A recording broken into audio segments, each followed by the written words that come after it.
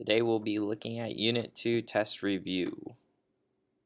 For the first part, we'll be looking at ancient Greece and Rome. Rome was the early government dominated by wealthy landowners called partitions.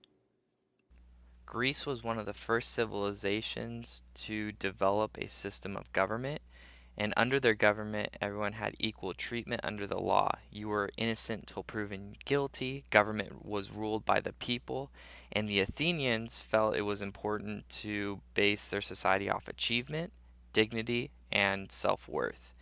And their organization under the city that they followed was called polis, was the center for all business and government interactions. One of the biggest contributions from Greece and Rome was the development of a representative government, which you see in Parliament in Great Britain and in Japan, where you have elected representatives representing the people.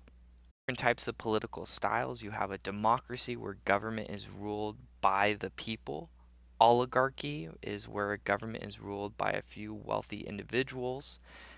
Tyranny is more of a government ruled by one ruler, and usually they tend to be oppressive. Ancient philosophers you'll need to know. Aristotle. He believed that all men should participate in politics. By nature, politics is like an animal. Politics can get very messy. Plato, he felt that society should be ruled by the wisest. He hated the tyranny, that oppressive ruler, and he believed in a philosopher king, of someone that should lead people and should love and seek out knowledge. Socrates was the one that asked questions. He always wanted to find an answer by the Socratic method, question things. Important Enlightenment philosophers you'll need to know is Montesquieu. He believed in that separation of powers. Government should be split up into three branches, which we have today in the United States, and it creates a check and balance so one system doesn't become more powerful than the other. John Locke, he believed in social contract. This is the idea of people have natural rights of life, liberty, and property. He also wrote the book Two Treaties. Another important person to really know is Rousseau. He believed in the ideas of John Locke's social contract. When this social contract, government should consent to the people. Hobbes, he believed people are selfish and should be ruled by an absolute monarch. So Hobbes actually still believed in having a king. The first revolutions you learn about is the Glorious Revolution that happens in England. Out of this came documents that are going to limit the king's power. The first document, the Magna Carta, which says the king now needs consent of the people in order to stay in power. The next one, English Bill of Rights, which had Parliament meet at a regular basis, and Parliament was there to check the balance of power with the king. You had the Petition of Rights, signed by Charles the First, when Charles needed to borrow taxes from England to go to war. Parliament took advantage by making him sign it. In this, it said the king now has to follow four principles: no taxation without representation, no imprisonment without just cause, no quartering of soldiers on subject, and no martial law in peacetime. This time there was a belief in divine right where God put kings into power. Another ideal was habeas corpus, where you cannot be held without just cause. Glorious Revolution, you have the American Revolution, and this is going to set precedents for democratic style revolutions. There you have the Bill of Rights, which is the idea of everyone should have basic freedoms. There was the Declaration of Independence, wrote by none other than TJ, Thomas Jefferson.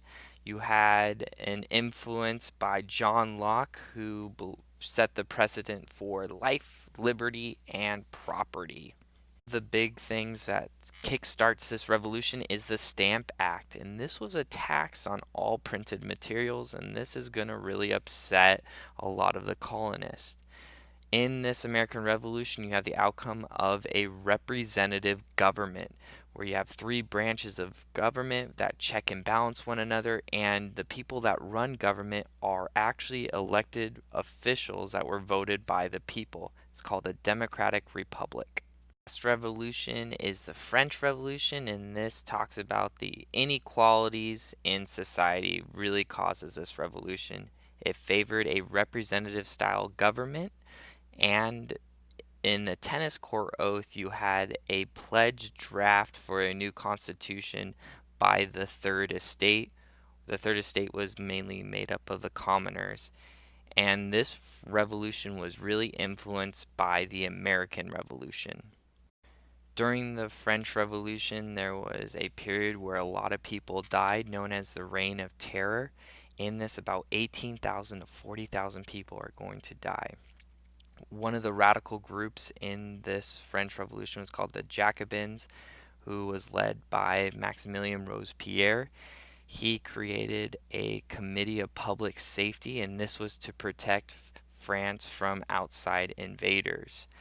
Also, you have a result of high nationalism in France during the French Revolution, and it's argued that this was not a successful democratic revolution. The event to know is the Bastille prison, when a mob of rural farmers went there, took down the prison, and took a whole bunch of weapons to use in this French Revolution. Also, this was symbolic of the weakening of the king's power. Key event to know is the Women's March of the Palace of Versailles, where they were marching for food shortage, and they ended up going in front of the palace and holding the royal family hostage. And the royal family, after that event, ended up going to Paris and were imprisoned. Now, Napoleon during the Revolution was probably one of the most skilled generals. He used his military influence to take over France, and he made himself the supreme emperor. His job, he ended up fixing government. He made a law system with the Napoleonic codes. He restored order and patriotism back to France, and his army is going to help spread the revolutionary ideas throughout Europe from the other countries he conquers. And nationalism is that idea of having pride within your country. After the fall of Napoleon, you have the meetings of Congress of Vienna, and this was to restore peace and order back within Europe. It was a victory for conservatives. It redrew the map back to Europe, so people got their original boundaries, and it restored the king's powers throughout Europe. The last part of this test, you will have to do a short answer response. What you should think about is, what does the word revolution mean to you? Also, when looking at the three revolutions we covered with the Glorious, American, and French, what happened in each of those revolutions, and why did the people revolt, and what kind of change did they want in each of those revolutions?